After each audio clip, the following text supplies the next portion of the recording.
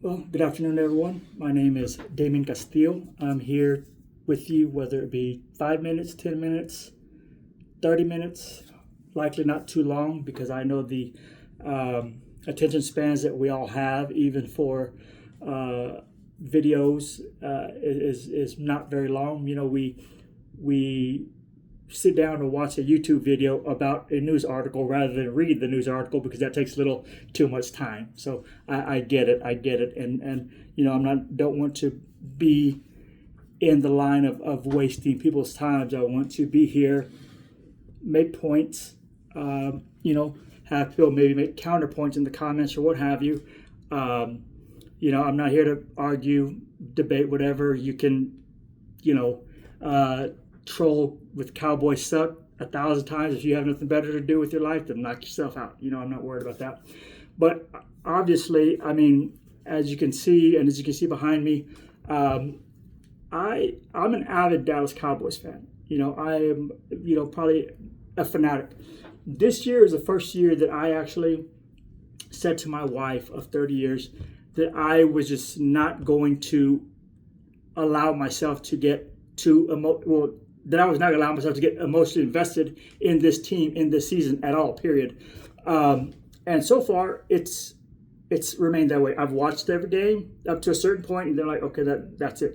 Some to halftime, some not even, some what have you.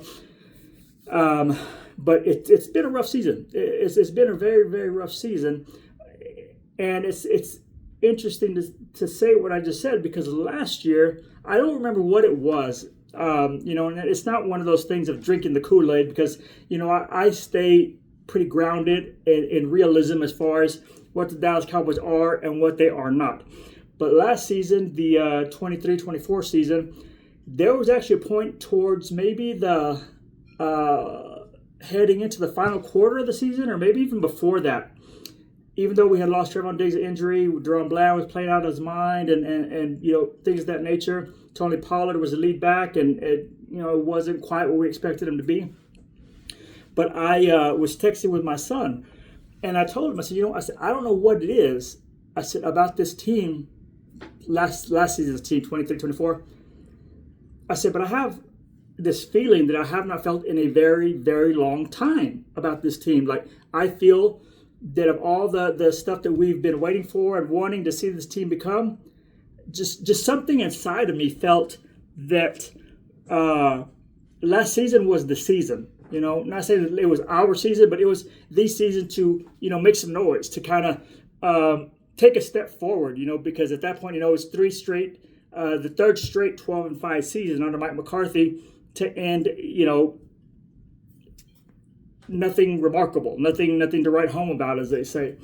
But they got me last year, and the thing was, it was just because there was, and now I want to make sure to take this with a grain of salt. I'm not at all saying that anything about last season's team made me feel that they were the 92 Cowboys, the 93 Cowboys. No, but there was something about that team that, again, last season's team, that had me feeling some inkling of a feeling that I felt back in the Super Bowl year. Why? I have no idea. I don't know. I can't remember what it was. I think it was something about the chemistry of the team, something about just they had this something to them, that made me foolishly believe that, man, this feels. I didn't get so far ahead of myself to say, oh yeah, we're going to Super Bowl, we're going to do this, we're going to do that. No, but it was just something that I felt. Now, I will say this. I just turned 48 last Friday. Oh, my goodness. I just turned 48 last Friday, November the 15th. And I have been a Dallas Cowboys fan since at least fourth grade, which would have been what? Let me see. 82, 84, 85, about 80. Yes, yeah. Because I remember that Bears team of 85 smoked the Dallas Cowboys. Their only one loss was to the Miami Dolphins in Miami on Monday Night Football. I do remember that. So I remember watching I want to say the last three seasons of Tom Landry coaching. Of course, his final one was 3-13. That's when Jerry Jones bought the team and brought in Jimmy to coach. But the year prior to that, I believe they were like 7-9 and missed the playoffs. And the year before that, I don't remember that, but I remember up to that point. The 3 years prior. So yeah, because they bought it in '89, so it would have been the '88, '87, and '86, '85. No, because I said the Chicago Bears. So '85, or so that I remember. So you're talking about almost 40 years. 40 years of my life. Where a lot is dedicated to what you see behind me, what you see on me, and that's why it really bothers me when some folks are just foolish, don't know what they're talking about, and you complain about the team, and not complain, but you call something out, and that's the thing. You're not sitting there complaining about the team. You're not railing and going on. You are simply calling out something that everyone should be able to see, and everybody does see, and then folks. Oh, you're fake fans. Why do you fake fans get out of here? Why don't you bandwagon fans get up? No, let me tell you something. I remember bandwagon fans because back in the day when I was in 3rd, 4th, 5th grade, I was the only one in my school. Well, me and my boy Stack. He was a big time Dallas Cowboy fan as well, and we were in the same grade. And my boy Stackhouse, he was really, really big time into the Cowboys, same as I was. As a matter of fact, we had our birthdays, I think, were 2 days apart, something like that. But I digress. And he and I were the only ones, and Cowboy fans, and of course, we got just into the ground, oh, y'all Cowboys suck, y'all this, y'all that, never going to win anything.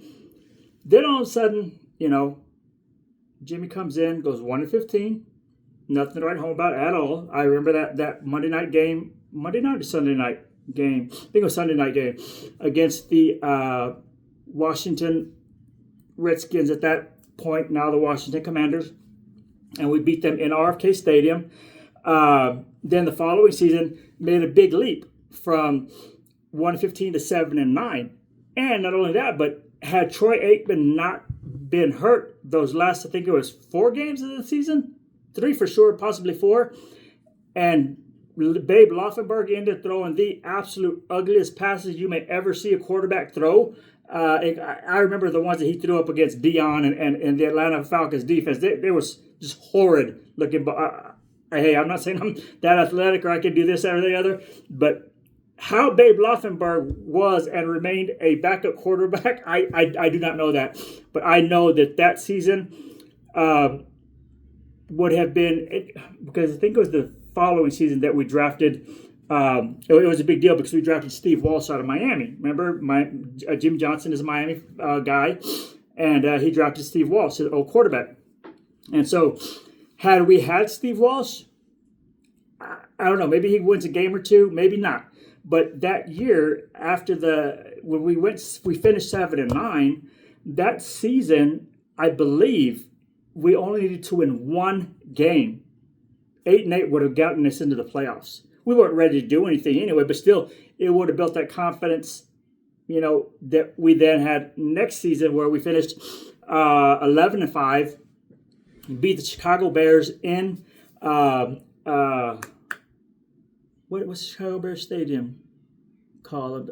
Soldier Field. We beat Chicago in Soldier Field, and I still remember having the news article. I still have the sports article somewhere, and it was Emmitt Smith diving over for the game-winning touchdown, or what turned out to be the game-winning touchdown.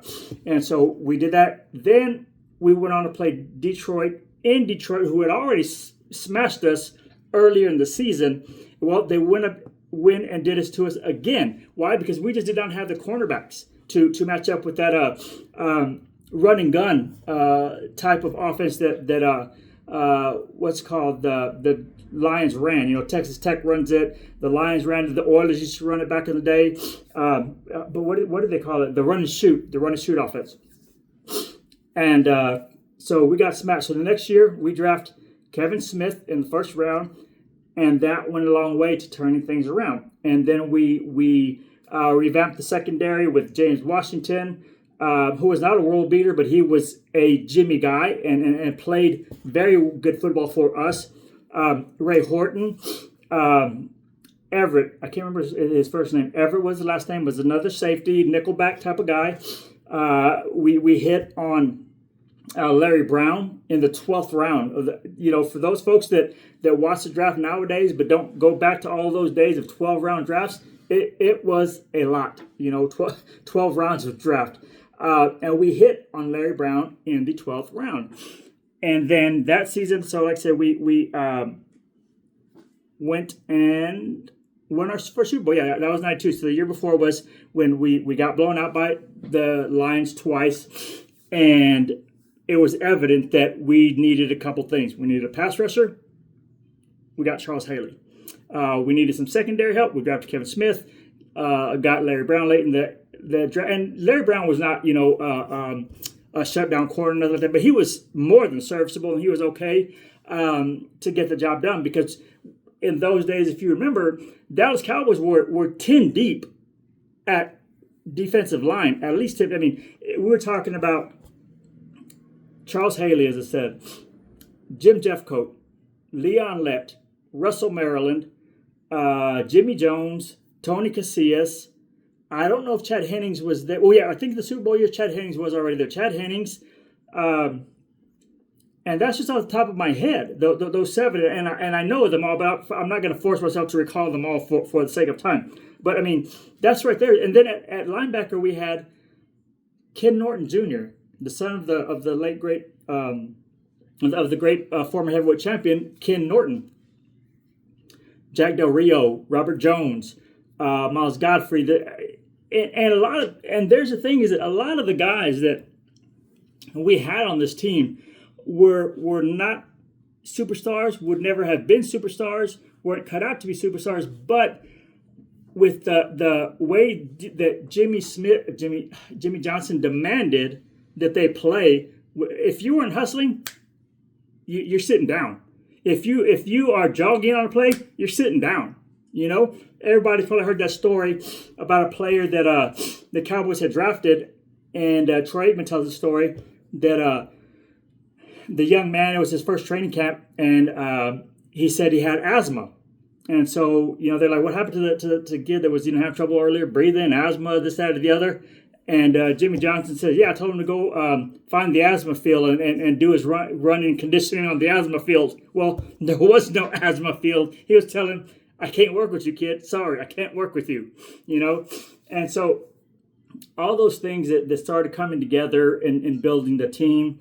But what I want to focus on, and like I said, I'm likely not going to get through 10, 11 drafts here. The 14th through the 25, maybe stop at the 23 draft. But I want to get into this because the Cowboys are constantly saying and parroting that we built through the draft. We're a draft and develop team. But then not only that, no matter how poorly the team is doing, Jerry has the nerve to tell us, I like our guys. I really like the guys that we have in that locker room. We have some really great players in that locker room. Jerry, we're watching the same thing you're watching, and you're getting embarrassed more and more by the week.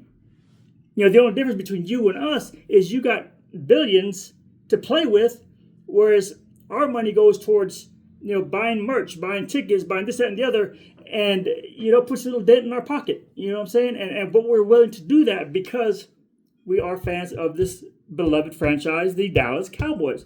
And I'm not going to sit here and bash Jerry Jones, all that kind of stuff. Everybody else does it everywhere else, So, I may have my little, pot shots here and there, what have you.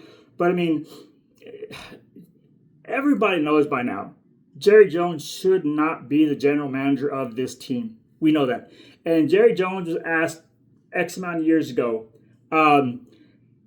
if someone else was the general manager instead of him, if there was a general manager that had the track record that he had in the previous 3, 4, 5 years, whatever, would they have remained employed? He said, no, I would have fired them. So he admits that anyone else other than him doing the job that he had done up to that point, he would have fired them. But I mean, he's the owner. You can't make him do anything. You can't fire him. You can't make. Fans talk about petitioning. Fans talk about boycotting. and let Jerry show up to a stadium that's empty. That's never going to happen, because the moment that Dallas Cowboy fans were to stop showing up to Cowboy Stadium, those tickets would be snatched up by the other team's fans, or by just fans that want to say they saw a Dallas Cowboy game, or whatever the case may be. So there will never be a day that that stadium will be empty. It just won't. It's not. It's not a possibility. It's not going to happen. It's just not. Somebody commented on a YouTube video that I was watching about fans beginning to show up with paper bags over their heads, and that would embarrass Jerry enough. And I said, no, it wouldn't embarrass Jerry at all, because what Jerry would do, he would just start marketing the bags himself. Put the Nike logo, the Pepsi logo on them, and then sell those plastic bags. That's what he is. He's a businessman. He's an excellent and amazing businessman. You do not get to the point where you are worth billions of dollars if you're not a good businessman. He's savvy. He's good at marketing. He's just not good at player developing. And with that being said, also, well, I don't believe that Jerry has given into the line of thinking also that, okay, we're going to draft these players, but I have to have a coaches, coordinators, position coaches that can coach these guys up. As also a Texas Longhorn fan, being that I'm here in Austin, Texas, where I live. I've lived all my life, and this used to be one of the most amazing cities in the world. Now I can't wait to get the heck out of here, and I will do so as soon as I can. But again, I digress. The Longhorns, that was a big part of their identity, was they fast, quick, could look good, dynamic plays, this and the other, but punch them in the mouth, and they were going to fold. They were going to shut down. And I'm talking about, like Mac Brown's latter years, Charlie Strong's, but undisciplined, poor tackling. And some of this will sound like the Dallas Cowboys. Poor tackling, 3rd and 17, and you give up a 22-yard pass, 22-yard run for that matter, whatever it may be. And the Longhorns would come in, and I would say outside of their offensive linemen, that most players came into the NFL and they just were not ready for NFL life, grown man football, if you will. But that was one, offensive line. Yeah, we were going to send some studs to the NFL draft. Outside of that, Roy Williams, the wide receiver, he got the Lions, and then he got us as well because we traded for him, us being the Dallas Cowboys. Running backs, Cedric Benson, he kind of washed out with the Chicago Bears, but then went on to, may he rest in peace, he went on and played some really good years with the Bengals. Ricky Williams also, he was just kind of that anxiety thing that we were not as knowledgeable about it as we are now. We were a lot more ignorant about, and when I say ignorant, I don't mean that in ugly ways. Ignorant as in there was not as much education and knowledge about the mental aspect that wears on these players, especially more so probably now that social media is in everywhere and in everything. They cannot hide from all of the negative talk that may be thrown their way. Called names, their parents called names, or this, that, and the other. Their parents see this as well. So that's, and I don't think that you can call a football player soft. You can't. I mean, they may not have this structure to them that says, you punch me in my mouth as hard as you can. I want you to, because I'm going to punch you right back. I want you to go upside my head because I'm going to go right upside your head just after that, And that was not always the way that the Dallas Cowboys were. That was the way that they always responded. So I don't want to get off into the weeds, as they say.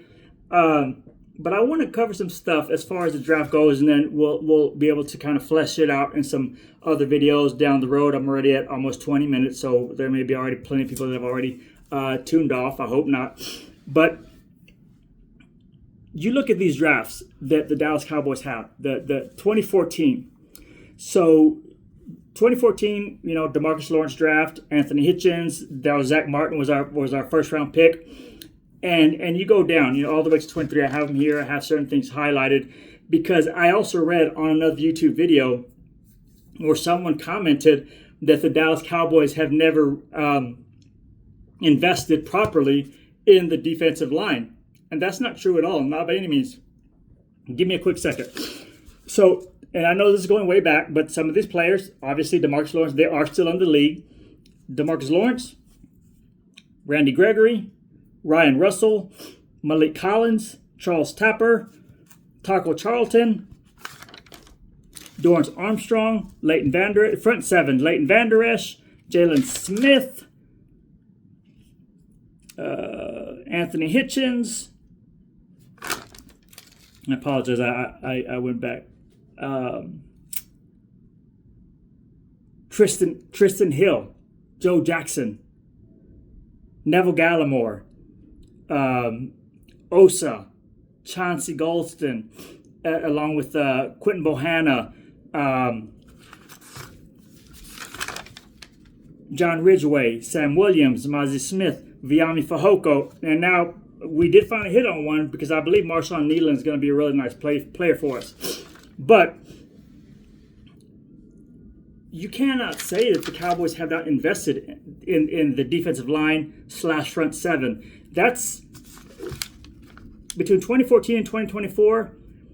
We've drafted, because there's I didn't go all the way down to the seventh to the last draft pick on all of these, but this past season we drafted a big body defensive tackle in the 7th round. No guarantees that he would have worked out, but you just needed somebody to not get moved, to not get pushed. And we cut him, thinking we were going to be able to get him, or waived him, thinking we were going to get him through waivers and put him on the practice squad. That didn't happen. He made it over to the Cincinnati Bengals. I haven't looked to see if he's still with them or not. Same thing that we did with John Ridgway. I was so hyped up, and he was a 5th round pick, right? He was a 5th round pick. But I was so hyped up with just the young man's demeanor, the interviews that he did post-draft, and I was like, yeah, we got us one. We got us a dog. We got us a dog in this man. 6'5", 320 some odd pounds. And the same thing. Thought we were going to sneak him through waivers. The Washington Commanders snatched him up. Or was it the other way around? And then he was traded to New Orleans. I want to say it was Washington, and he was then traded to New Orleans, and then he's traded to another team more recently during the trade deadline. But Jalen Jelks is another guy. There's a couple. So that's what I'm saying. Between 20 to 21 to 25 players that would be considered front seven players, defensive linemen from end to tackle to end to linebacker, middle linebacker, weak side linebacker, strong side linebacker. So we have, let's just pick up at 2019, okay? 2017, we did draft Taco Charlton, right? And everybody hates that pick, and we get what they were going for. Tall, long, defensive linemen that just had the reach and the length and this, that, and the other, but just did not translate at all. And we're seeing that again with Mozzie Smith, which brings me to the question real quick before I don't want to get all over the place, which it seems like I'm getting, so I apologize. But we'll hit this on another video. But there's supposed to be 2 defensive linemen coming out from the University of Michigan in the 2025 NFL draft. Both 6'4", 325 pounds, somewhere along those lines. The type of guys that we need. But now, having,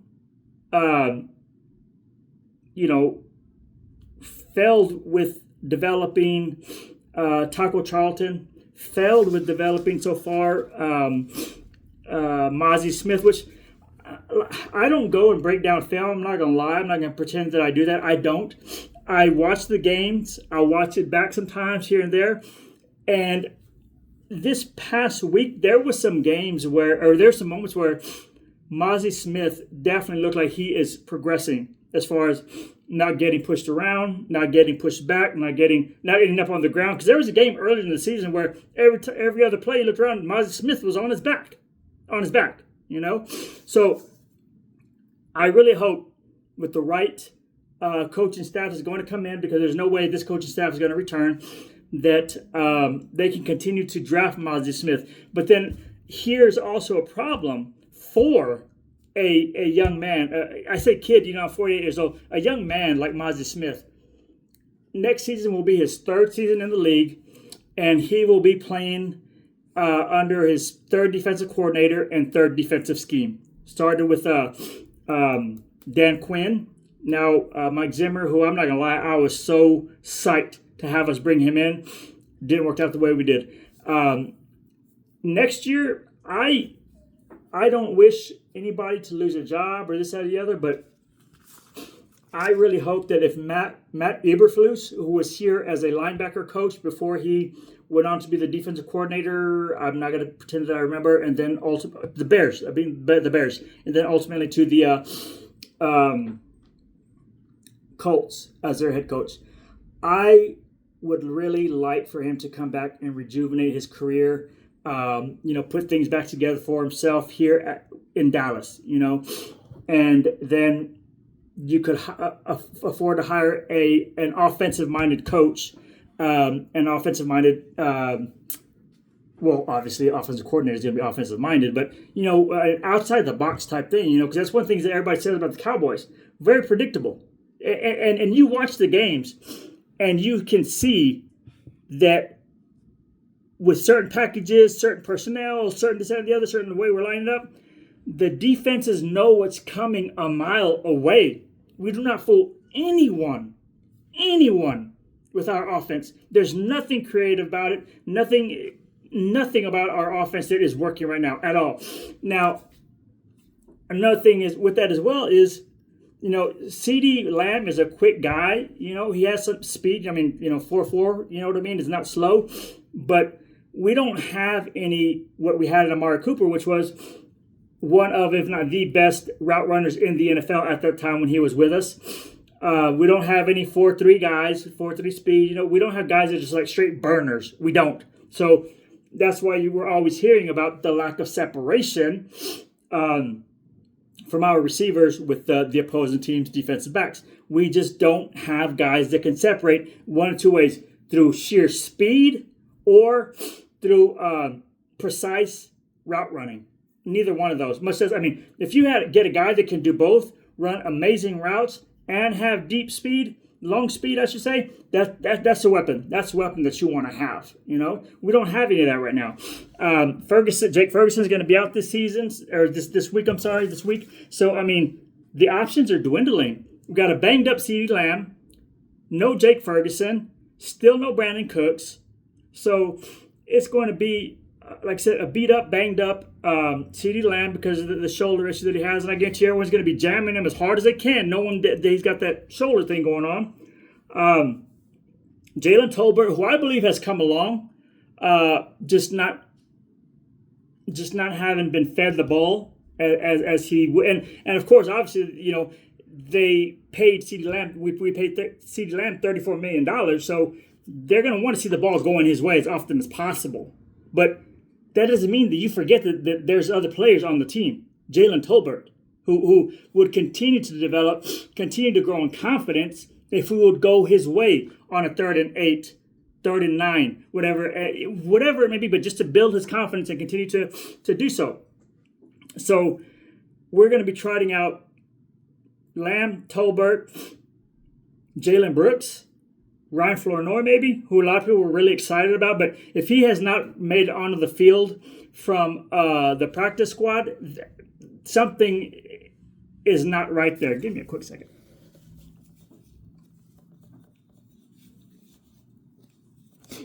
Okay, I apologize. So, is anyone going to be afraid of lining up against CeeDee Lamb, who you can double cover, and then say, Jalen Tolbert, he's slippery. He may beat us one-on-one here or there, but he's not going to go, well, I don't know, but he's not going to go, 10 catches for 187 yards and 3 touchdowns. Not yet. Maybe not ever, but definitely not yet. Jalen Brooks, 7th-round draft pick. Ryan Flournoy, I believe, also 7th-round draft pick. So we're looking at CeeDee Lamb, a 3rd-round wide receiver, and a handful of 7th-round draft picks that we're going to be trotting out there for Sunday's game. It may get ugly very soon, very quickly, very easily. But now, what I wanted to get to is this, in the draft. And, of course, like I said, we can go draft by draft, some other show, or this, that, and the other. But 2019, even 2021, because I believe 2021, let me do this. Let me go to the 2021 draft, okay? Because 21 to 22, 22 to 23, 23 to 24, 24 to 25. So for 2nd to 7th round players, this is their contract year.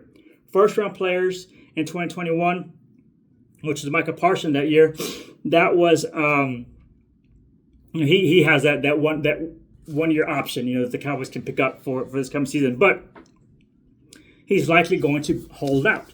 So here is the problem that the Cowboys are already contemplating, I'm sure, as far as front office goes.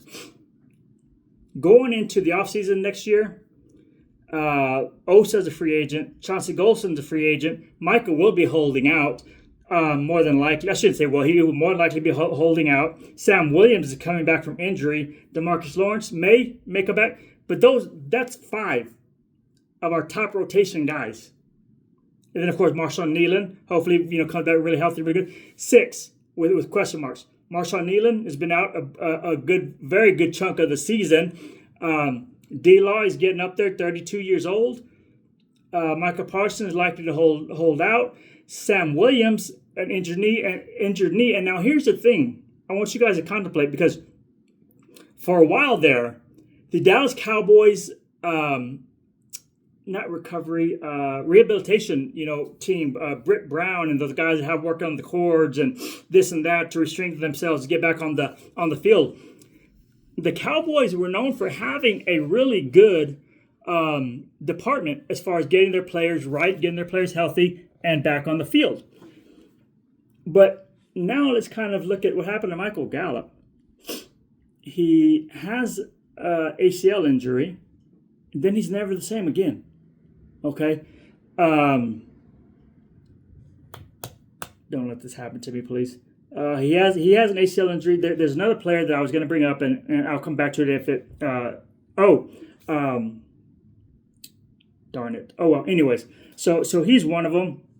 That gives me pause to wonder how Sam Williams is going to come back next year. Even though it's not like it's a knee, it's a foot issue, but Dron Bland, he got hurt just before the season started and was supposed to be out 4 to 6 weeks. Here we are going into week 12 of the season, and he still has not seen the field. So what is going on with our rehabbing of players that we just cannot get guys on the field? We just cannot get guys right. And there's another one that's in my mind that I'm drawing a blank on, so I do apologize for that. But let's take a look real quickly at the 2021 draft. Boom, we hit on Micah Parsons. And I'm not going to lie and say that I consumed a lot of Micah Parsons pre-draft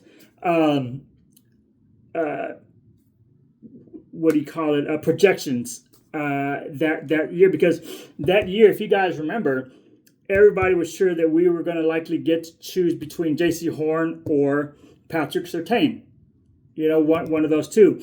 Well, they both went just before we picked, so we dropped down number 12, and then we took Micah Parsons, linebacker, who I do not believe that anyone knew that he had the pass rush ability that he does. Maybe they did, but I'm wanting to say that it was kind of a very nice surprise when he was able to show that he could rush the passer the way that he does. So that was great. But then here's the thing. So 1, 2, 3, 4, 5, 6. So we had 5 top 99 picks in that draft. We were tied for having the most picks, a total of 11. 5 top 99 picks, 6 top 115 picks, and this may be pushing it, 7 top 138 picks. Okay, 7 picks that were in the top 140, top 150. And here are those players: Micah Parsons, Kelvin Joseph, Osa, Chauncey Golston, who I truly believe if Chauncey Golston had been allowed to come in as a defensive end, play as a defensive end instead of just bouncing around like they did with Tyrone Crawford all of his career, he'd be a very legit, more than serviceable defensive end. I'm not saying he'd be a pass rush specialist, not saying, but he would be a very nice piece in a rotation, maybe even a starter. To supplant DeMarcus Lawrence when he retires. Chauncey Golston, and then a couple that really hurt a lot. Nashawn Wright at number 99. Nashawn Wright. Jabril Cox at 115. And the reason that the Jabril Cox pick hurt so much is because I saw his clips. I heard about him, read about him, had seen a lot of his stuff leading up to the draft, that he was kind of, what do they call it? Brillo pad, Brillo pad, because he just, he's going to clean stuff up. He's going to be there where he's supposed to be. He can cover running backs. He can cover tight ends. He was this great cover linebacker coming out. We didn't see it. We never saw it. And all that, he was good size, had a good size. I want to say 6'4", almost 6'5", 235, 245 pounds, something near that.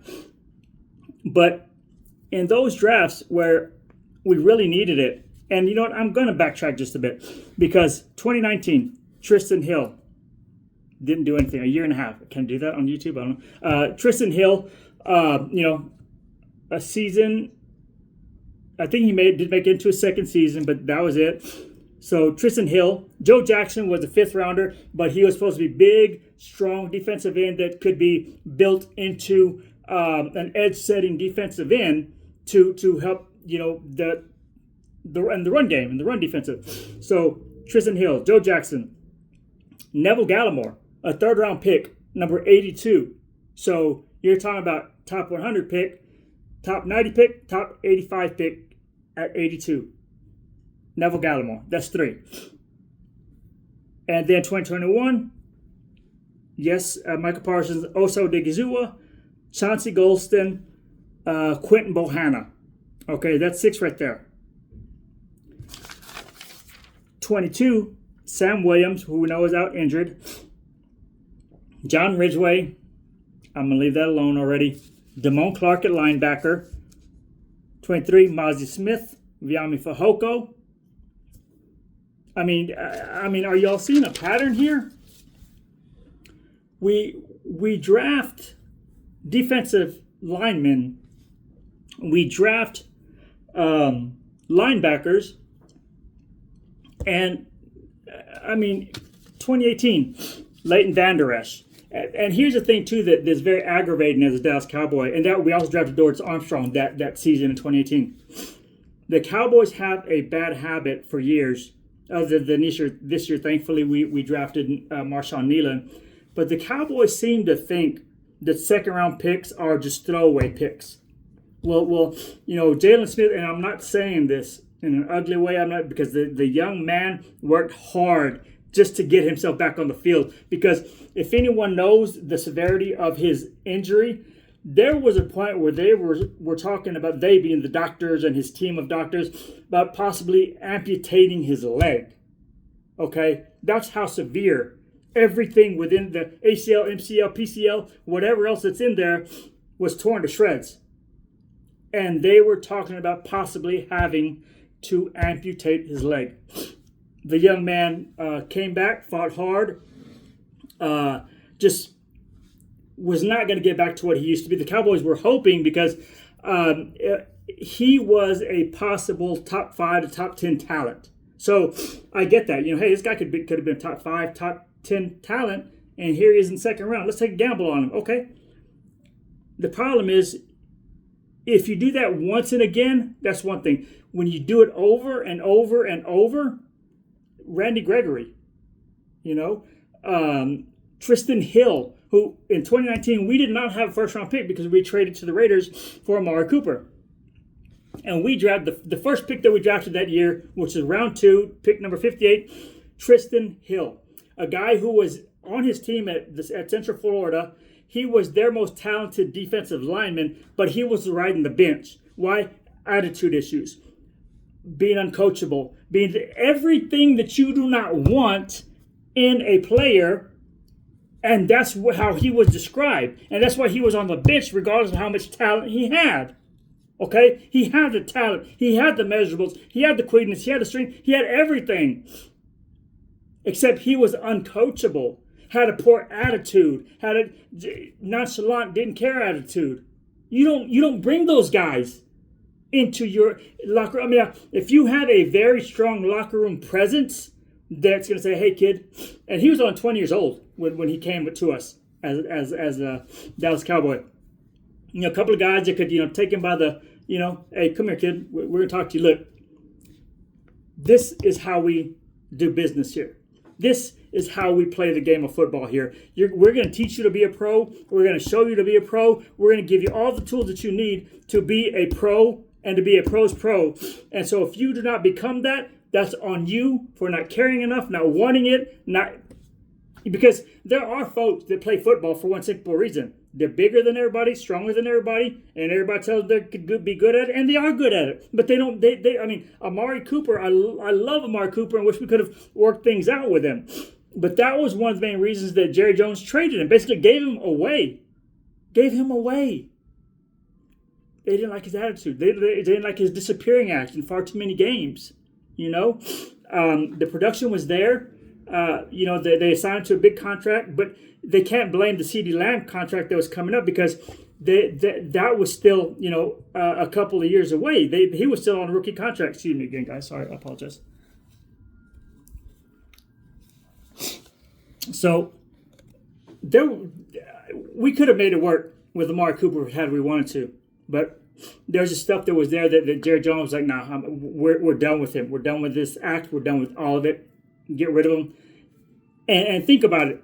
We traded him to the Cleveland Browns. Cleveland Browns sent back a 5th-round pick, and Cleveland just flipped Amari to the Buffalo Bills for a 3rd-round pick. Make it make sense, Jerry. Make it make sense. It doesn't. It can't. It never will. It won't. So you have all of that stuff. And now I'm not going to be the guy that sits here and looks at all the good players. Oh, we could have that guy say we could. Nobody drafts a perfect draft. But let's take a look at the 2021 draft really quick, and we'll hit some different ones later on. I want to go ahead and try to start wrapping this thing up. So at 12, we took Micah Parsons. But then things got really ugly once we got out of the first round. 44, I believe it was. Where are you? Kelvin Joseph, 44. Kelvin Joseph, 44. I believe he had 4.3 speed. Let me see. He had length, speed. He was with us, then to the Dolphins, then to Seattle, then to Kansas City on the practice squad, and now he's in Indy. I didn't even know that he was in Indy. So basically 6 foot, 5'11 and a half. You put the cleats on, 6 feet tall, long arms, 4.34 speed, right? But same thing, red flags. Red flags. Don't take him as the number 44 pick. If he's there, we had, in the 3rd round, we had 75, 84, 99, and then we had 115 as well in the 4th round. If Joseph would have been around for one of those picks, okay, maybe we can do that. But when you're trying to find a cornerback to pair with Trevon Diggs, why gamble? Why gamble on Kelvin Joseph, a guy who had the same thing, red flag issues, this, that, and the other. Nahshon Wright, who no one was expecting to hear that name called at all. I certainly did not. Excuse me. So let's take a look at this.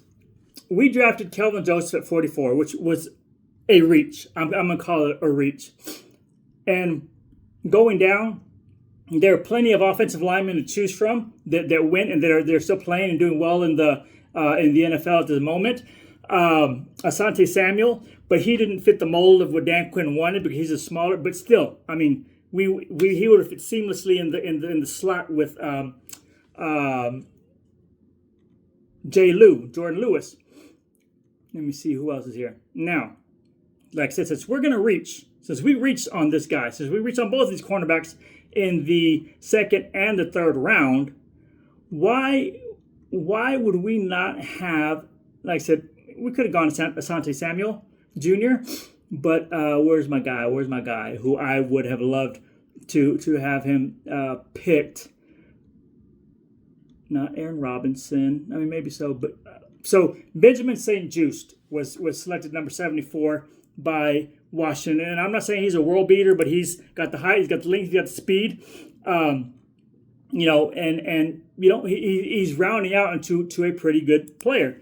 But after Osa Odighizuwa was picked, Paulson Adebo, who has become a very, very nice player for the Saints, and he made some nice plays against us in the game that we lost to the Saints. So, pick Odighizuwa in the second round or another defensive lineman, and then let's go Adebo in the third round, right?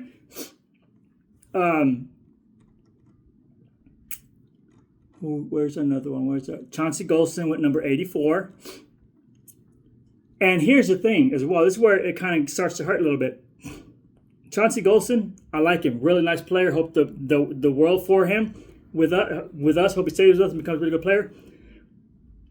You have not Trey Sermon, Nico Collins that was drafted afterwards. We have Amon-Ra St. Brown drafted. You think we could use either one of those guys? I think so. And so here we got 99, Nashawn Wright. Well, another player that made some really nice plays against us when we played them, and who I have seen make good plays against other teams as well, Brandon Stevens. He was from SMU. So you start seeing the connections. SMU, Texas, Dallas area. They have Dallas Day, with the Cowboys, where they bring in guys that went to high school or college in Texas. I mean, Texas Day is what they call it, Texas, and they can work out for the team.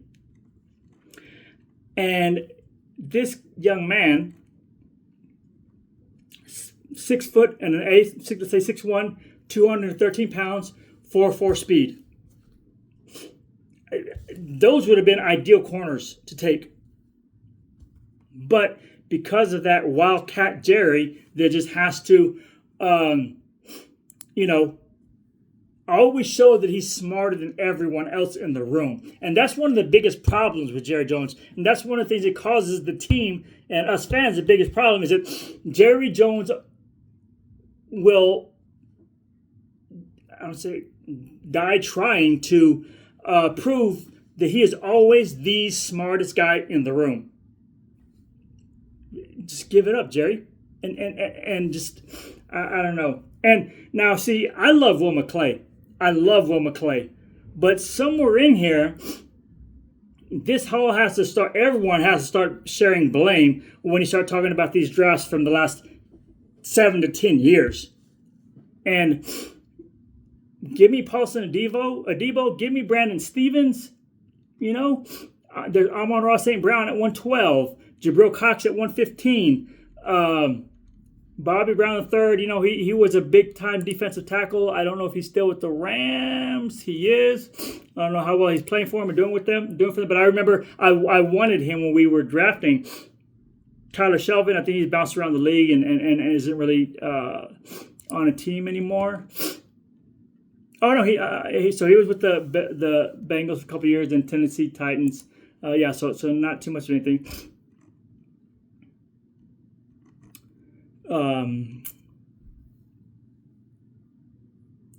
There were so many guys on the defensive line at cornerback.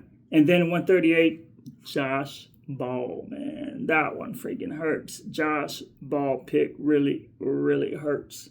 I mean, look at after Micah Parsons, Calvin Joseph, Also, Digizua, who, because he's a smaller guy, he always hits that wall around week 13 or 14 and just drops off, But hopefully that doesn't happen this season. But, it doesn't matter. The team's a dumpster fire right now. Kelvin Joseph, Oso Digizua, Chauncey Golston, Nashawn Wright, Jabril Cox, Josh Ball, Simi Fehoko. 6'5", 6'5", and 4'3" speed. Just couldn't develop into anything. That is what we drafted after hitting on Micah Parsons. You don't win that way. You don't win drafting that way. 2022, Tyler Smith. But then again, we drafted in the second round a guy with red flags as well, Sam Williams. Hopefully he turns out to be a good player for us. But we won't know now because he's hurt, so it'll probably be not until the maybe 26-27 season that we see what he really is.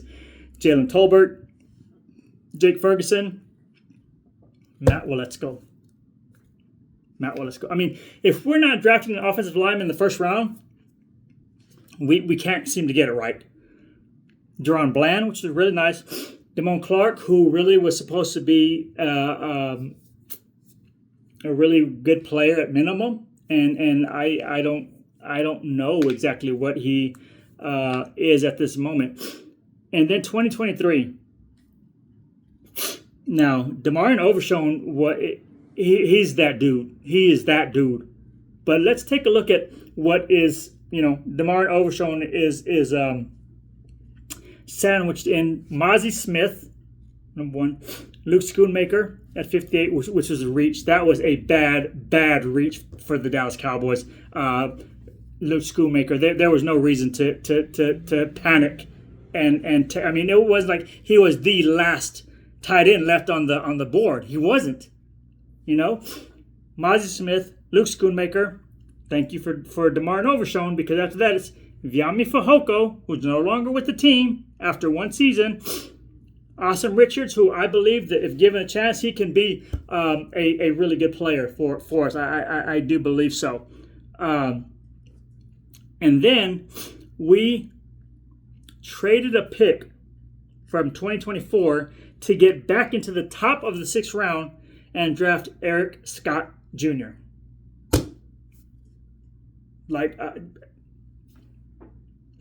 We knew we needed a running back. And what did we do? We drafted Deuce Vaughn in the 6th round because it's a nice story. It was a really nice story. To have his dad call him and say, hey, you want to come to work with me, son? That's great. It's beautiful. It's nice. Great stories don't win football games. Deuce Vaughn is not a player that's going to help us win football games. He's just not. He's not. Because a lot of folks compare him to Darren Sproles. Now, let me look up Darren Sproles real quick while I'm all over the place looking stuff up.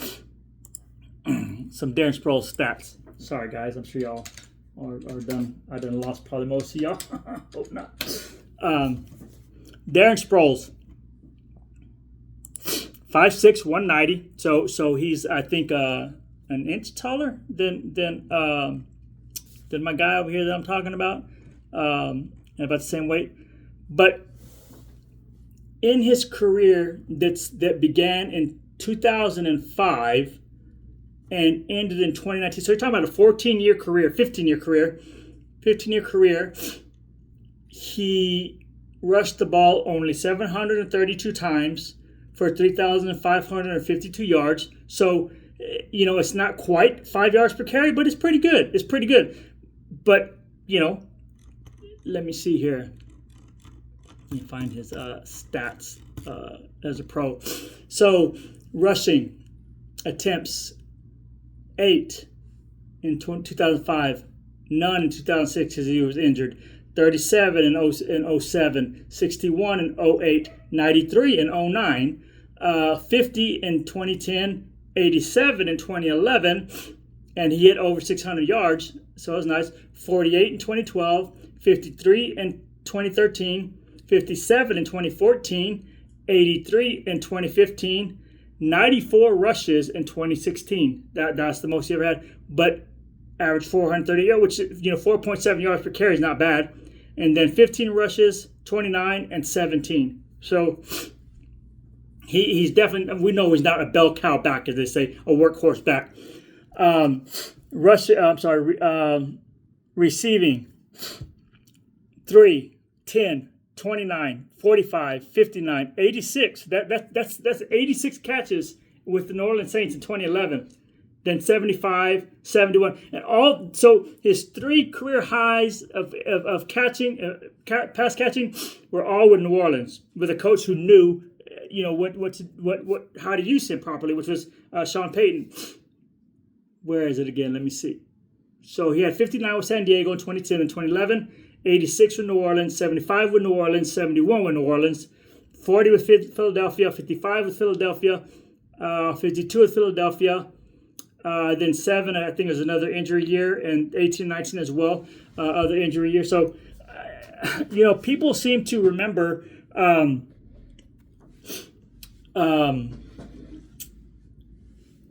not Deuce Vaughn. I just said the guy's name. I'm sorry. Guys, I've had 3 brain surgeries, and sometimes like what I'm about to say next, just like it just doesn't click, and I gotta remember. So that's why I write as much down as I possibly can. But Deuce Vaughn being compared to a player that had a total of 4,840 yards receiving. That's nice. That's not bad at all for a part-time player. You know what I mean? A rotational player.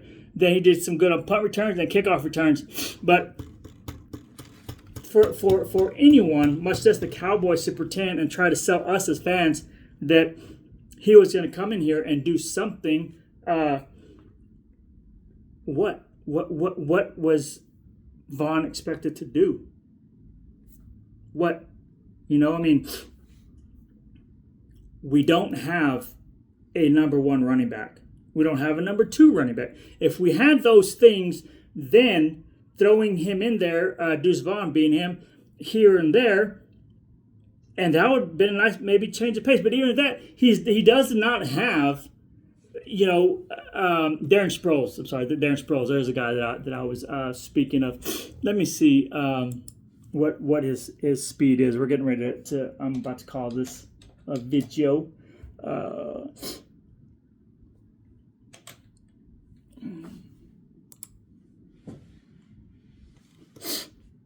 Deuce Vaughn, 5'5", 176. So 2 inches shorter and 14 pounds lighter than, and 14 pounds lighter than Darren Sproles. 4.56 speed. So, hey, it's a heck of a lot faster than I am. But 4.56 speed, when you're going to be going up against linebackers that can run that fast, safeties that can run that fast or faster, it's not going to work, guys. It's not going to work. And there were plenty of running backs in the 23 and 24 draft, and we did nothing.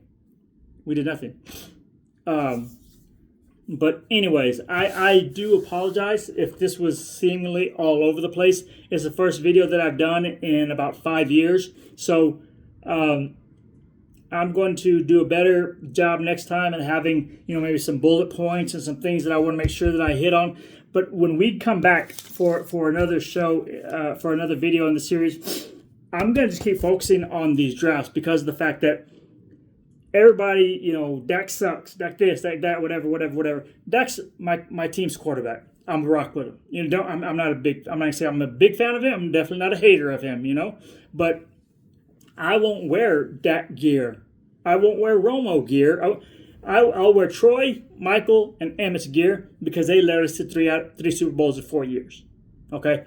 Other guys are, Trevon Diggs, I got his jersey because I like the guy. I really think he's a great young man. But I want us to get into these drafts and see where we hit, where we missed, and maybe even start talking about where we should head for the 2025 draft.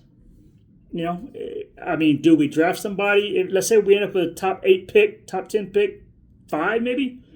Do we draft or do we find a couple of teams that want to trade, for somebody, and we end up with, 4 extra picks in the third, fourth round, second, third, fourth round, something like that? What do we do? It's going to be time to do something. And it's going to be time to stop wasting picks on boom or bust players with injury history, attitude issues, red flags, that and the other. We just cannot afford to do that. We can't. We cannot. Anyway, my name is Damien Castile, the South Coast Sports Zaddy. Can't even get my own name right. South Coast Sports Zaddy coming at you from the Third Coast here in the ATX. I will be back with you a lot sooner than later. So you guys take care. Be good. Love you guys. Be good.